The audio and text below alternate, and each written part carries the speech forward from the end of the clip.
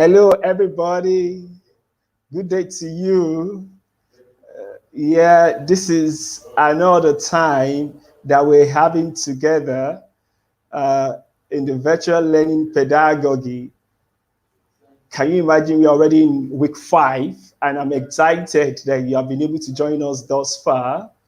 We really appreciate every one of you that's been able to join uh, the uh, virtual learning pedagogy up to this moment. We really, really appreciate you. Thank you very, very much. Now, today we we are going into something very fantastic. I have Ishan, Shei, and Karen. Let me bring them in for them to say hi to you.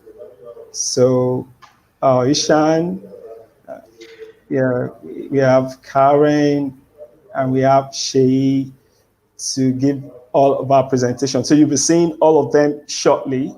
So let me quickly give you, like I used to do, some uh, brief information. Uh, yeah, so you're welcome, and this is organized by Code Arena. The virtual learning pedagogy course is organized by Code Arena uh, Education and Technology Foundation in conjunction with the Federal Ministry of Education uh, and NITDA in Nigeria, and also Vivian Fowler. So yeah, they've partnered together to be able to run this. And we are having all our experts from across the world that are actually joining us. And today we're going to talk about planning the rollout of your online program. So it's not just going to be that you're going to start running online programs without thinking of how you need to think of the policy and that would run with your online program. So what we have today. So now, very important, make sure that you subscribe to our YouTube channel. It's very important so that you can actually get more information as we go on. Then, please, week one from week this is an open course, an open access course. It's absolutely free. So make sure that you still tell people that might still want to be interested to join, and let them join us on the course. It's totally free. You know how to get the information. So okay, one of the ways to which you kind of like get the information is to go to forum.codarena.net. I'm going to push it on the chat right now. Forum.codarena.net. Yeah, you're going to see all the information. Uh, uh, yeah, you're going to see all the information. Oh, sorry, I fixed this into the wrong place. So you're going to see all the information about the cost for participants to join. So then quickly, yeah, I've talked about. Then if you have any issues, just send an email to hello@codarena.org, hello@codarena.org. So now, apologies that we started a bit late today. There's no problem. We could make up for that. So I'm going to be bringing Ishan on the platform right now. Ishan is actually not new to us. He's the associate director of systems at University of Waterloo in Canada. So Ishan, you're welcome. Yeah. So he's going to start up with us today. Yeah, Ishan, do you have your presentation on? Let me put it on so that you start. Yeah, hi, John. Let me get this presentation on right here. Okay. Hopefully, you'll be able to see that. Yeah, your presentation is live right now. Okay. So yeah, and you can start off. Thank you very much.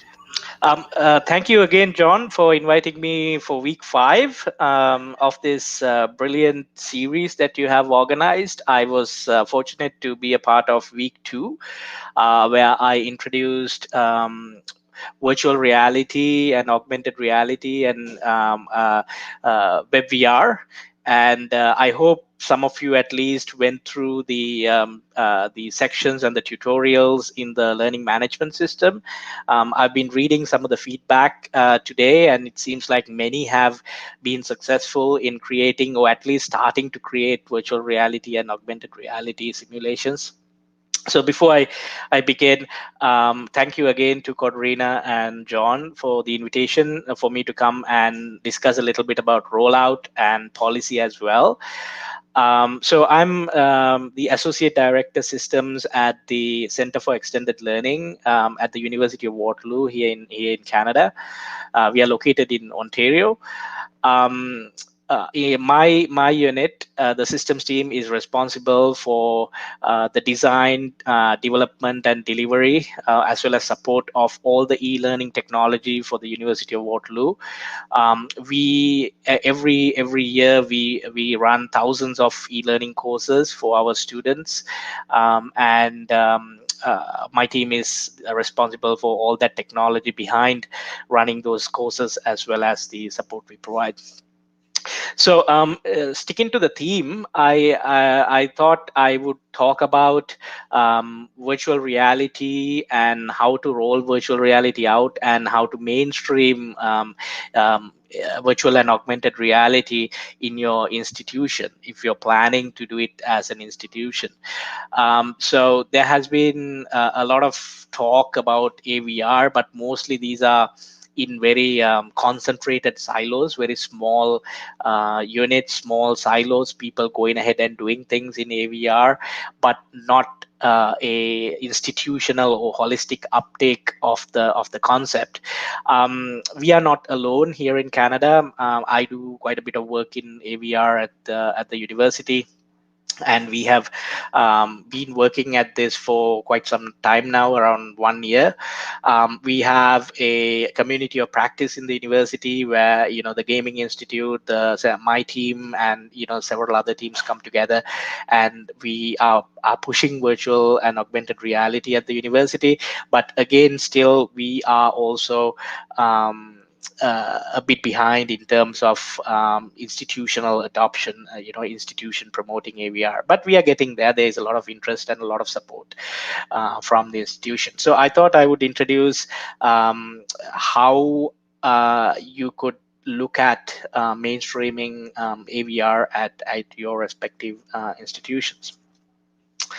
So here's a frame I have developed for AVR mainstreaming at an institution. It does look a bit complicated, but I thought I'd break it down a little bit, going from the center to the outer circle. The mainstreaming happens. The mainstreaming can happen in three stages. So the first stage would be the three circles you see in the middle, and the center of it all is the virtual reality object, so VRO.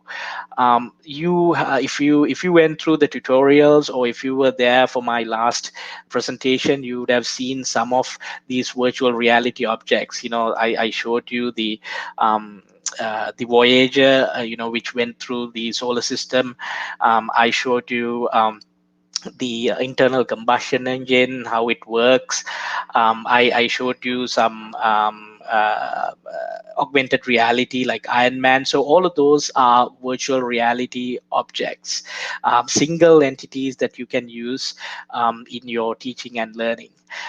However, these entities, these objects alone are quite limited in terms of teaching and learning. You need a lot of these objects to make sense in a course, right? So just using one virtual reality object on the solar system, or one object on the human heart, or one object on the internal combustion engine is good, but that consists of a very small portion of your course or your teaching and learning. Imagine a course on astrology, so you would need a lot of these learning objects to deliver that course on astrology. So but you start with the virtual reality object, the VRO at the middle. So to create this VRO, you need to have first the art.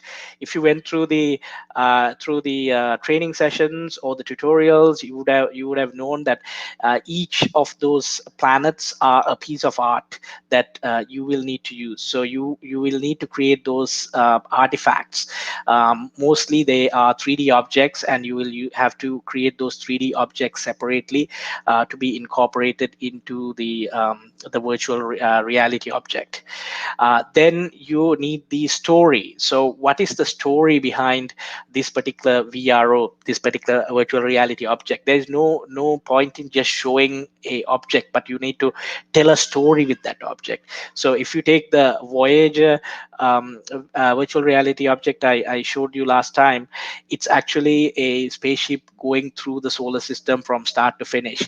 The idea, the story behind it is to give the proportions of the various planets, as well as their shapes and dimensions and sizes, and whether they have rings or moons and things like that. So that's the story. So you have to build the story before you build the virtual reality object. And the third stage is the software. So you have been using Glitch, you have been using A-Frame if you went through the tutorials to create these virtual reality objects. So if you are going to build the 3D objects as well, then you would need a 3D editing software. There are plenty of softwares out there like Blender, which are open source, which you can use to create these 3D objects, as well as there are many repositories where you can download these 3D objects for free. So software is a main part. So art, story, software come together to create the virtual reality object. Now, intersecting all of those is the scene. So we have to look at the scene. What's the background? Is it space? So we are looking at, in the Voyager, we are looking at space. We are looking at space, solar system. We are looking at a spacecraft going through space. Then we look at the cast. Who's there in this particular virtual reality object? In this particular case, we have the planets. We have the the spacecraft. So just if you look at this, the start screen here, you will see the spacecraft here. I'm sorry you don't see the planets, but if you go to the learning management system, you will be able to see the full simulation where the spacecraft goes through the planets.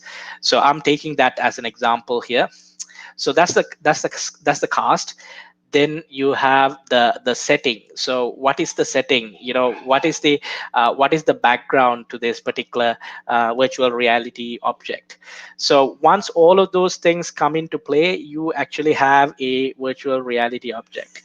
So that would be level one, which we call the virtual reality object. It's the most basic fundamental level of the creation of a virtual reality platform.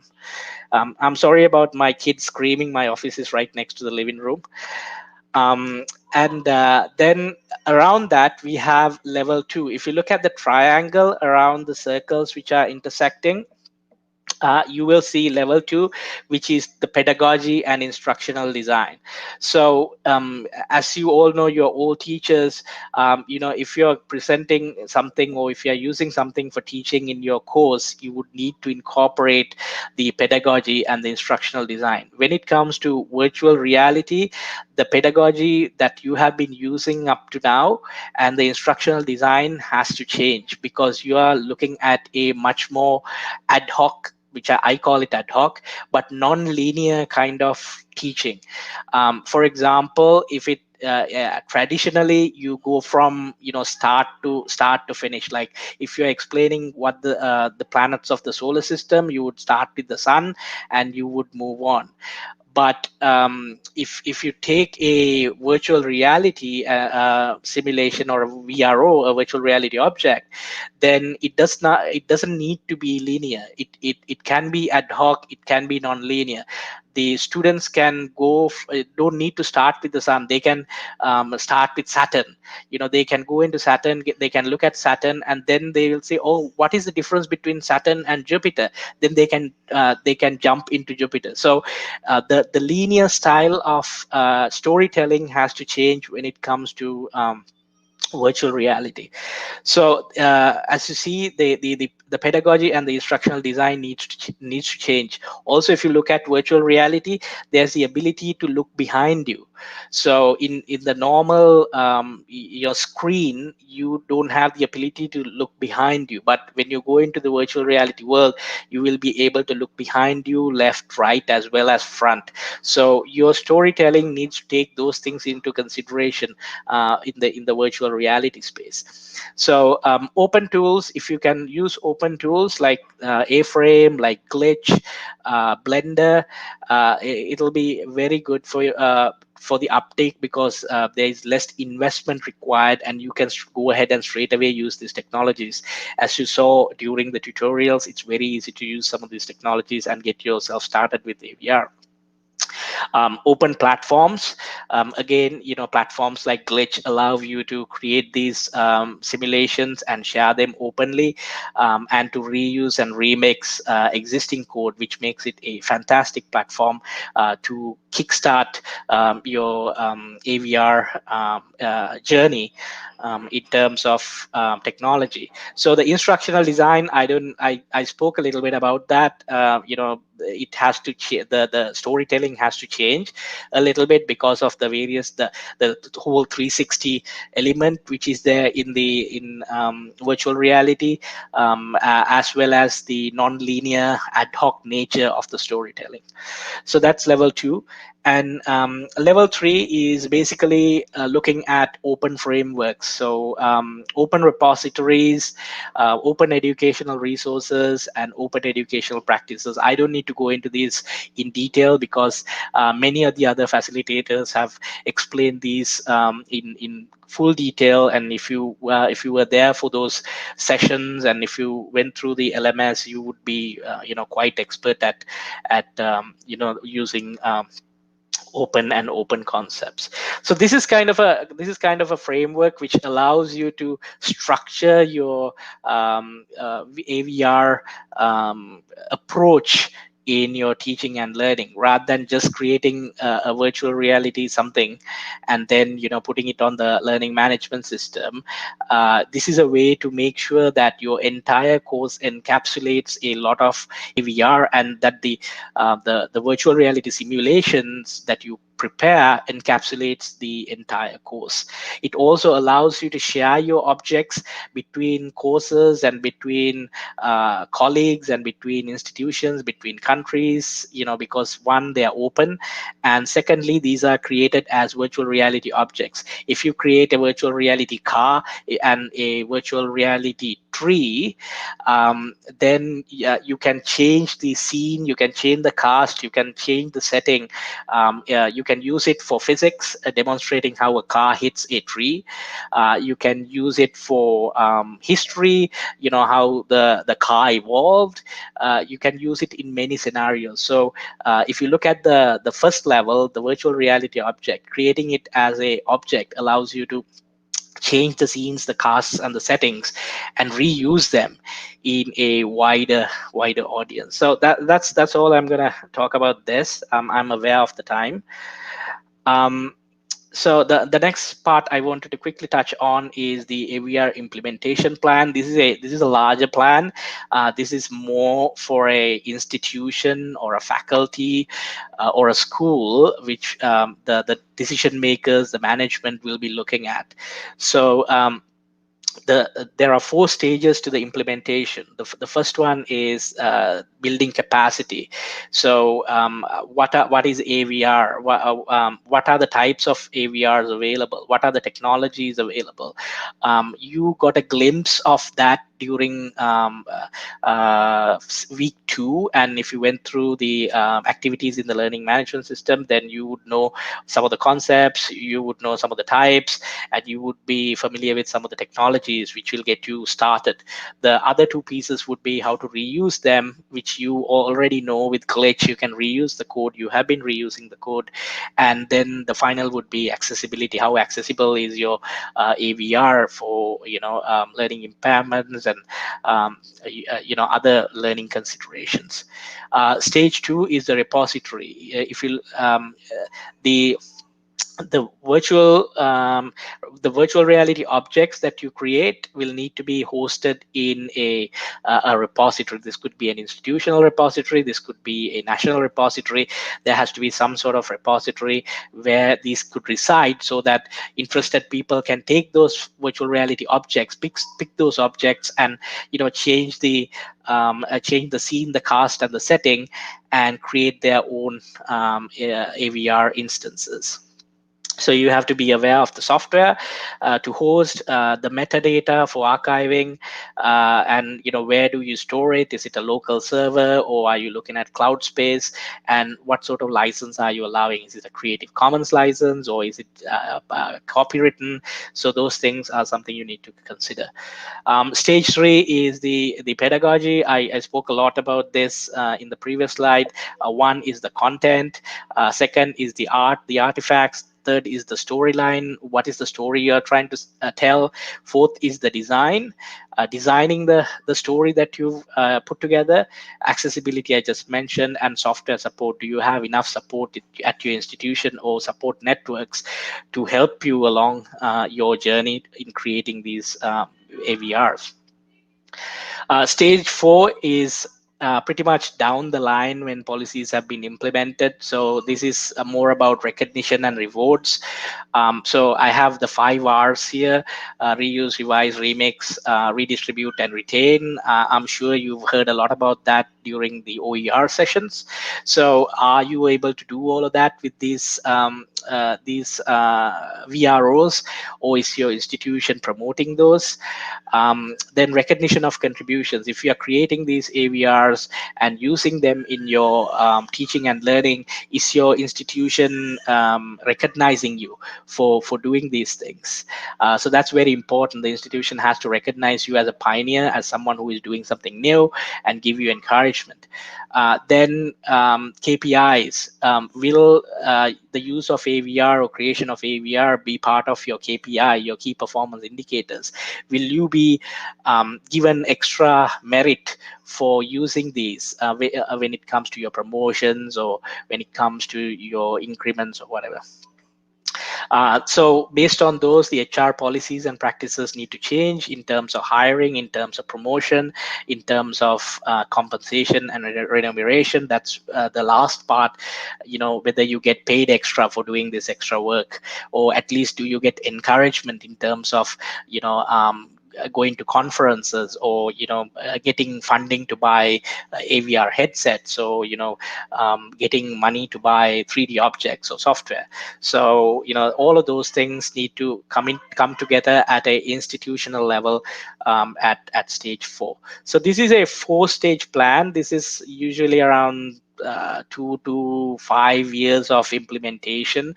At my university, we are also still at stage 1 for about a year now. So this is a model that I have created to guide the institution on the holistic implementation of AVR and uptake and mainstream AVR. So that's all I had for you. I think we will be taking questions at the end if we have time. John, thank you very much, and over to you. Yeah, thank you so much, Ishan.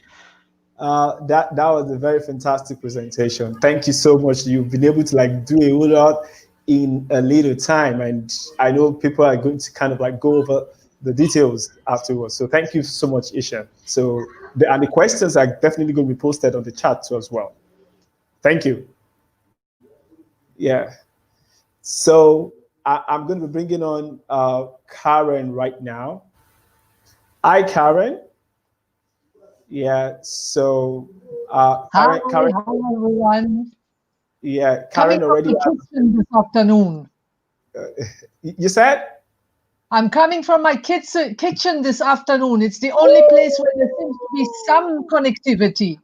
All right. That's precisely beautiful. So, let's see how we're going to get your video on. So, for you that you're just joining us, Karen is an associate professor at the University of Exwani in Switzerland. Is the coordinator of the international distance education there, and we're glad to have Karen presenting with us today. So Karen already has a video, so I'm going to play it. So Karen, do let me know if the video is playing. Is the sound coming out of the video?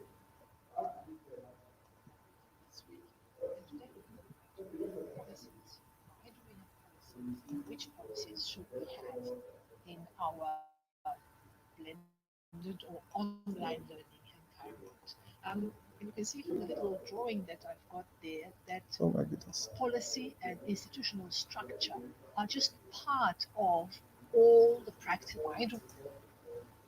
Sorry,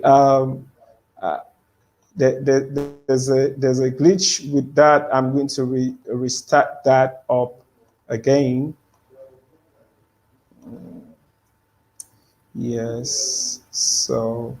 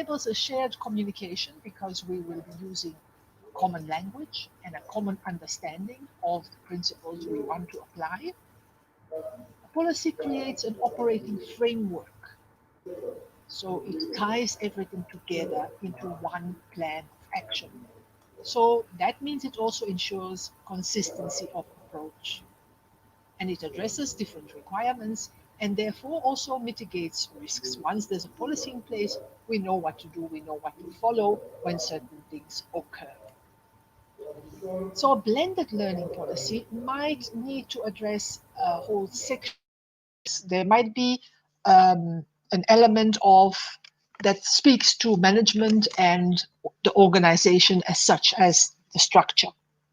So then it would determine the fit of blended learning within the goals and priorities of the institution, of your school, of your specific department, if you want to get it at that level. Also, establishing approval processes and criteria. So that would be regarding whether or not a specific course or a specific program would be delivered via blended teaching and learning. It would also offer support for the development and delivery of the blended learning, and it would establish ownership of intellectual property. And I would like to underline here that the international move, is definitely towards open access and open educational resources, which can be freely shared, remixed, revised, redistributed, etc. So your blended learning policy might also have a section on your teaching staff or your academics if we are looking at a tertiary institution or a university. So then that section would establish criteria to assess equivalency or parity of the blended courses with the non-blended if such other courses remain. It would also establish criteria to determine, for example, your workload in a blended environment.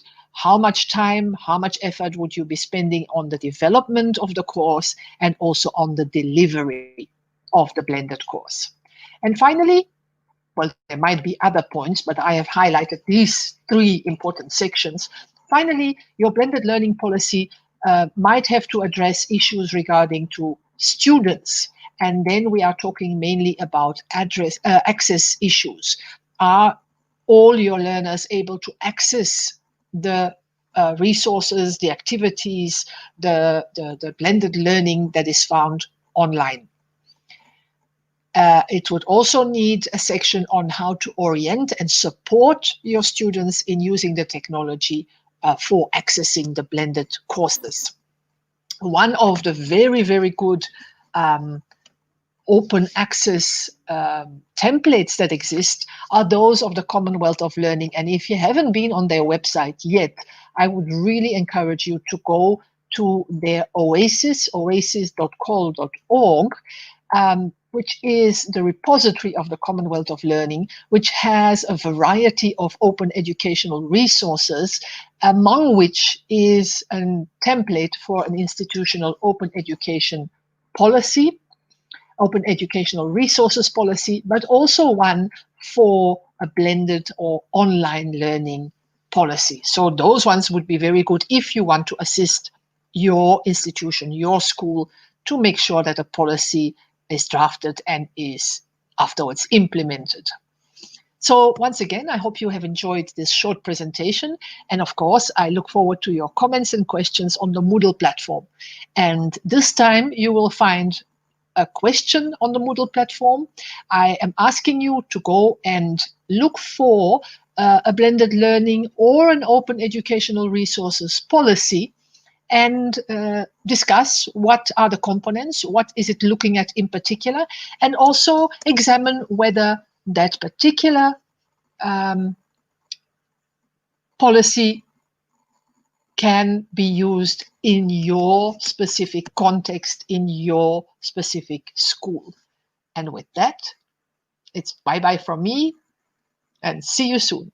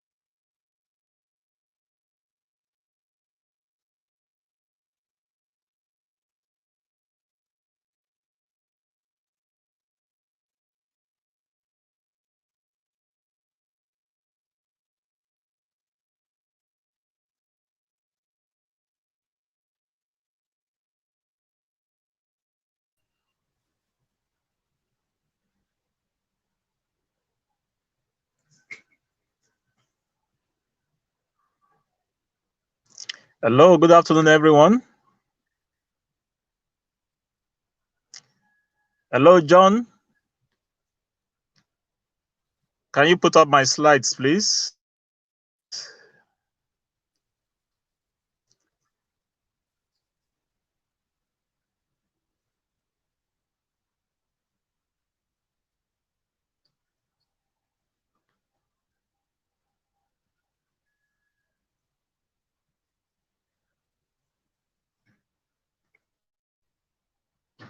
Hello.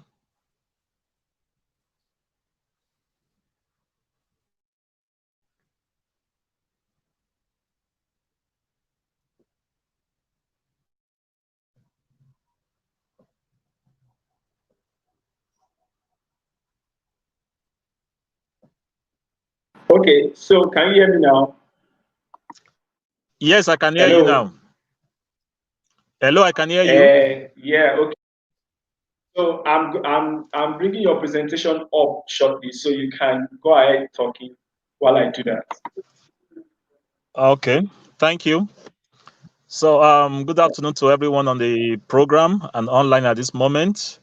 I'll be talking on planning to roll out. I'll be using the University of Ibadan, Nigeria, as a case study. It's going to be a blend of what Ishan and Karen have talked about. We're going to look at what was our own experience trying to do something along the online learning platform environment, and the results we've had so far. Apart from being a teacher of computer science at the university, I was also in charge of the university computing infrastructure for 3 years. So I'll talk from that perspective of the experience running the information technology unit for 3 years, so we have a feel of what it is when we talk about online learning. Um, want to thank Ishan for the detailed study and the breakdown into different groups, and then for Karen for focusing on the institutional policy. That was a great one. A brief about University of Ibadan. University of Ibadan was established in 1948. We call it UI as the first and the best. It's the first in Nigeria, and we pride ourselves as being the best. We have 16 faculties, and we run all sorts of programs.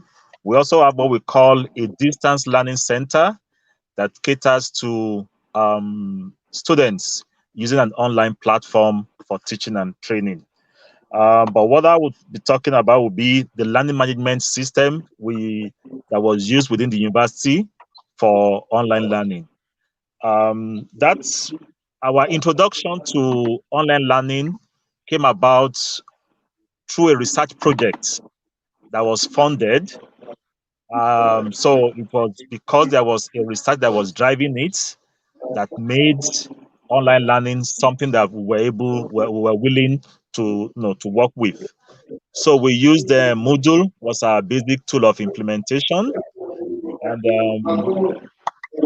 whole thing, the whole project was tailored towards staff, using that platform for staff to train or to teach students. That was the whole purpose.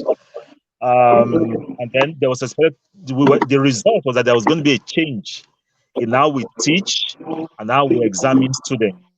That was the whole purpose of that focus for the rollouts. So I'm on slide 4 now. Slide 4, where we have while we trying to implement the learning management system, we try searching and looking around for a policy or a policy that will guide us in the implementation. We discovered that there's a 2012 policy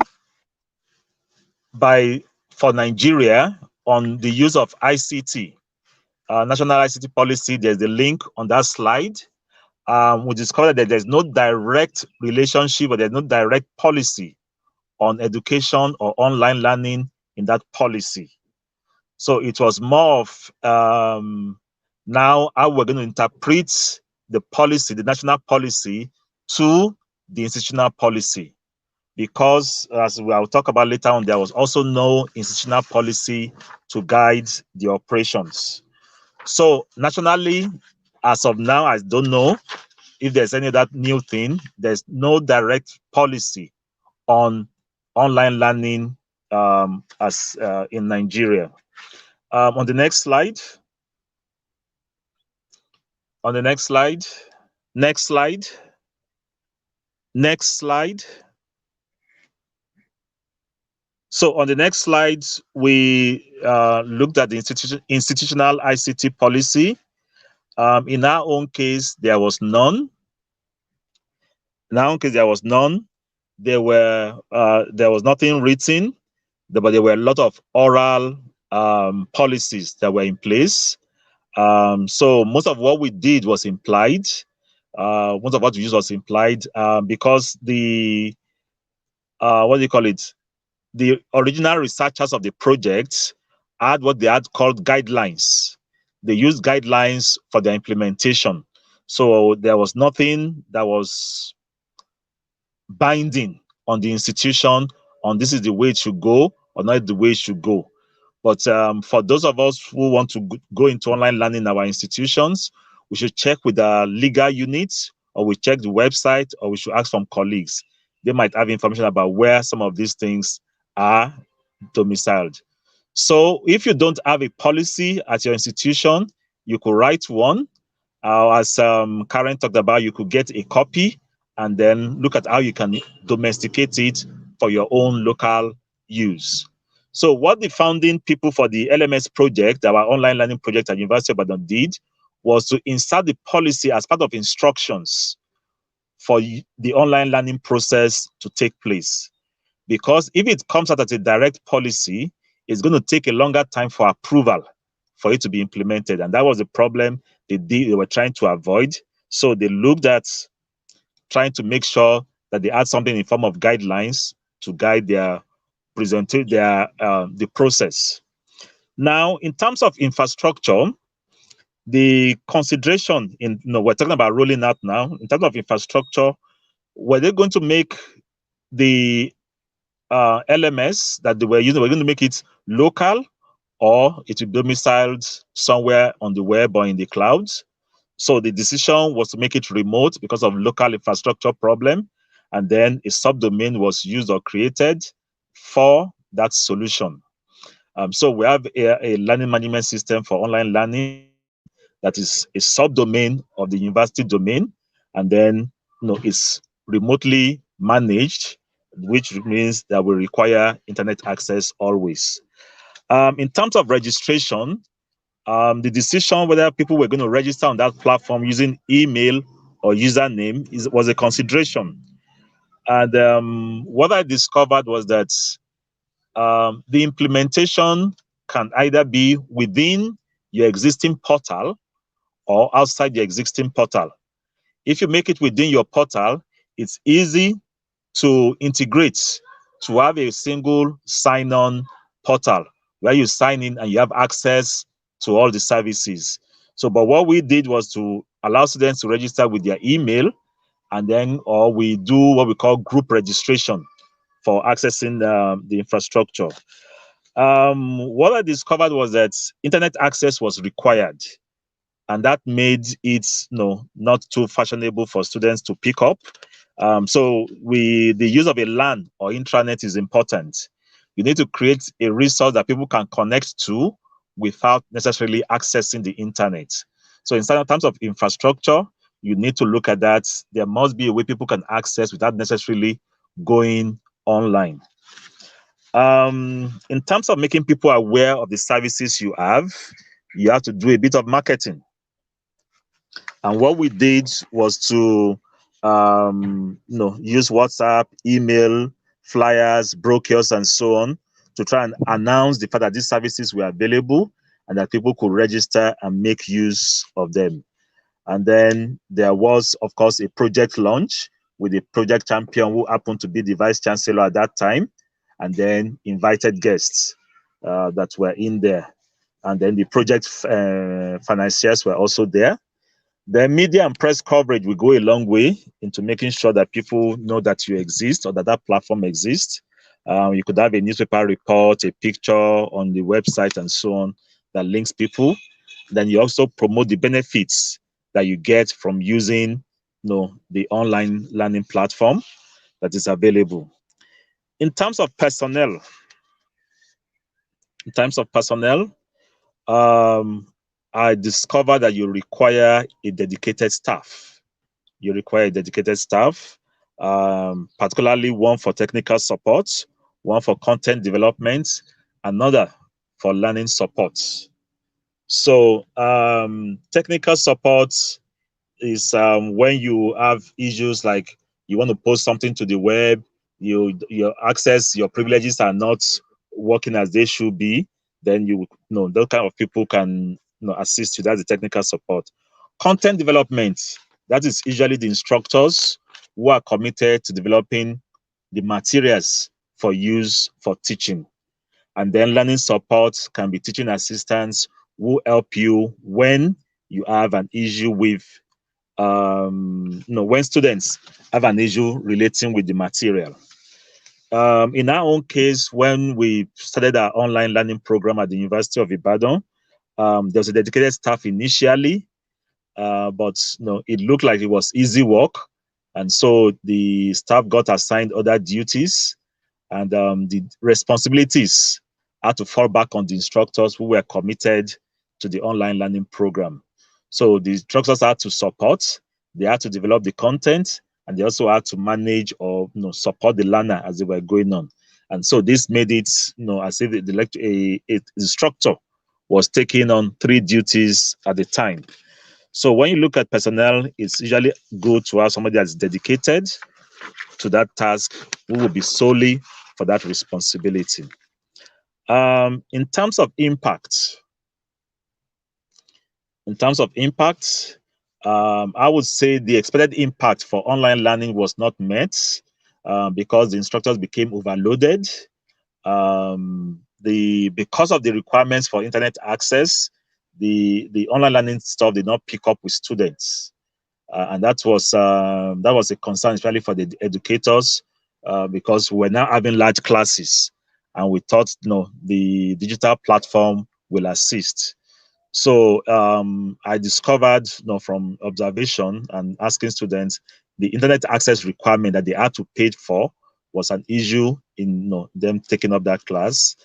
Then not all instructors were agreeable to do the online learning stuff. So it was, and since there was no requirement and it was not part of their promotion or anything, not everybody went on board with that program. Of course, I talked about the cost of internet access. Then, of course, the infrastructure that was available, internet access, distribution, the coverage across campus. We had internet access in the academic area, but there was none in the student residential area. And for those students who were off campus, they had to connect, they had to use internet access to connect to the platform, and they didn't want to pick up the cost for doing all that.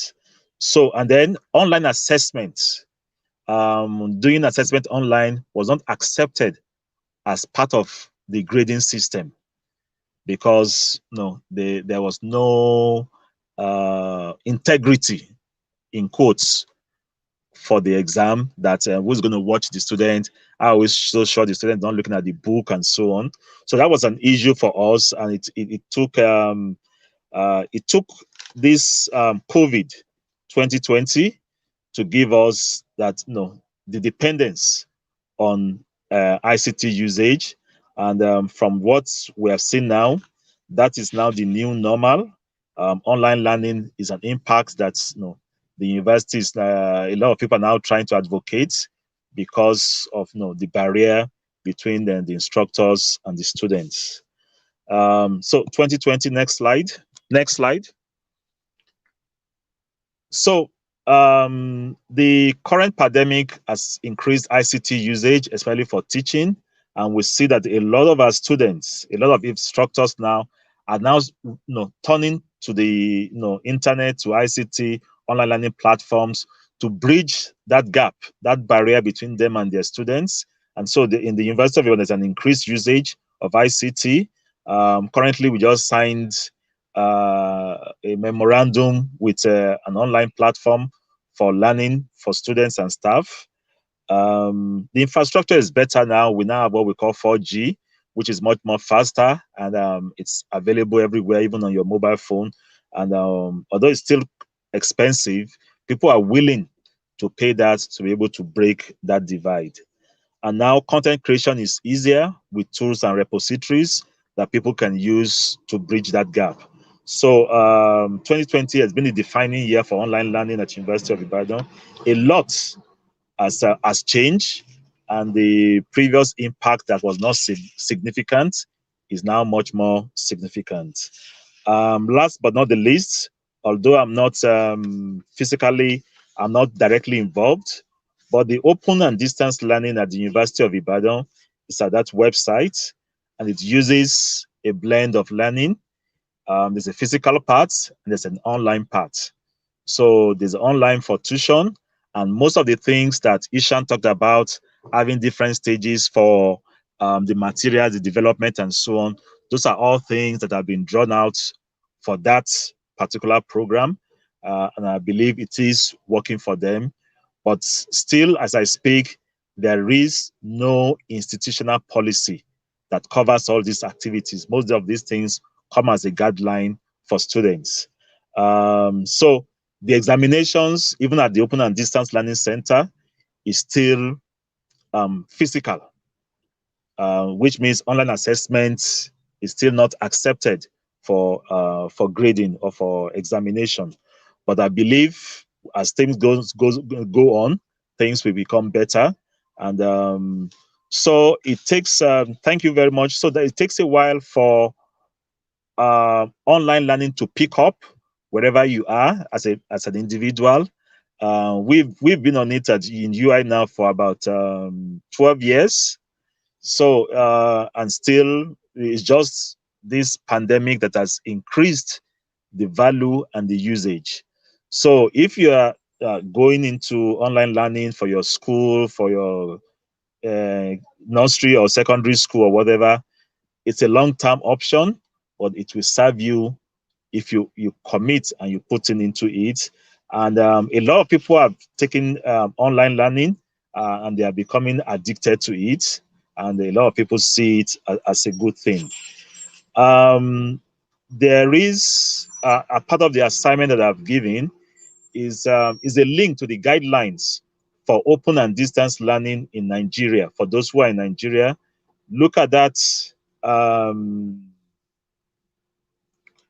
Look at the guidelines and see, you will see that it closely resembles a policy, but there are no legal structures to back it up. They're just guidelines. But I want you to comment on it and see how you see it within your organization, how you see it being played out for either a secondary school or a primary school. So I want to thank you so much for taking time to be with me this afternoon. I wish you all the best and have a great week. Yeah, thank you very much for that presentation. Yeah, I'm going to bring Ishan back on and Karen. One of the things that hope you can all hear me, right? Yeah. So one of the things that Shay talked about critically is online proctoring. So who can give us like an information or something about online proctoring and how that could be a huge factor in online learning too? Ishan. Yeah, so online proctoring or remote proctoring has been part of our agenda for quite some time. But as Say said, with COVID, it has become a priority in terms of observing exams and getting them proctored. So we use a couple of platforms. One is called ProctorU, and the other one we are exploring is called Proctotrack. Uh, Proctoring is a central platform which is provided by the government of Ontario for all the universities here in Ontario, and ProctorU is something we have gone ahead and procured. So it has been quite a long journey in terms of implementing remote proctoring. So we have two levels of remote proctoring. The first one is we have we have live proctoring. So that means there is a proctor who is physically there in front of the computer, watching the student taking the exam. That's the first part. And the second part is AI based recorded proctoring. So that means there is a artificial intelligence engine which is watching you take the exam, and your entire exam is or you taking the exam is recorded. I hear a lot of echo. Your exam is recorded, and then the artificial intelligence engine flags up certain anomalies, like if you pick up your phone, or if you move out of the picture, if you open up a book, the AI engine actually puts a flag and says, okay, we detected a anomaly. So afterwards, there are two ways of verifying that. um, One is for that particular vendor to use a human to go through the videos and to look at those flags, and either okay them or red flag them. And the second way is for the instructor to go through. The instructor gets all the flags, and the instructor to go through the flags and say, oh, that's okay, or that's not okay, the student cheated or whatever. So it's we are having a lot of pushback as well in terms of um, privacy issues and human rights issues. So we are kind of working through those at the moment, with the privacy office, with the human rights office. And mostly people are a bit concerned about AIs taking your profiling you, as well as them recording you taking exams and your surrounding areas, and those videos being kept, and things like that. Also, in terms of human rights, there some people reserve the right to wear a face veil, or hijab or burqa. So facial recognition doesn't work there. So there are a lot of privacy and security issues that we are working through, and because of that, there is a lot of pushback from the students in terms of going down the remote proctoring route. So that's our experience, John. We've done quite a bit of work in this area. I think we at the University of Waterloo, we have, in terms of privacy security, we have done a lot of work, and we have produced a lot of literature, and guidelines and policies and things like that on remote proctoring. Still, it's a difficult situation in terms of implementation, because of the human rights and privacy issues. So that's our experience. Over to you, John.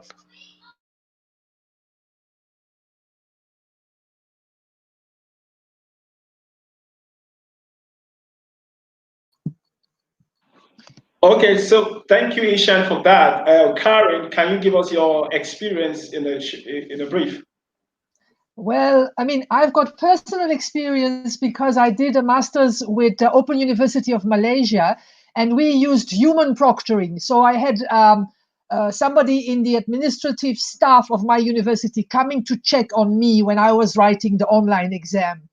We have no experience whatsoever with remote proctoring.